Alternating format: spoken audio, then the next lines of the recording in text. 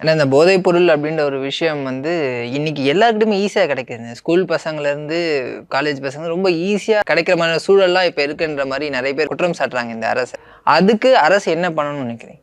இப்போ போதைப் பொருள் விற்கிறவனுக்கு தண்டனை இங்கே இருக்கு. ஒரு ஸ்ட்ராங்கான தண்டனை இருக்கு. சமீபத்தில் வந்து ஆக்டர் ஸ்ரீகாந்த் அண்ணன் அவர்கள் கொக்கைன்ற ஒரு போதைப் பொருளுக்கு அடிமை இப்படி எல்லாம் மாட்டிட்டாரு அப்படின்னு சொல்றாங்க. ஸோ இந்த போதைப் பொருளை வந்து விற்கிறவனுக்கு வந்து சட்டத்தில் வந்து தண்டனைக்கு ஸ்ட்ராங்கான இடம் இருக்கு.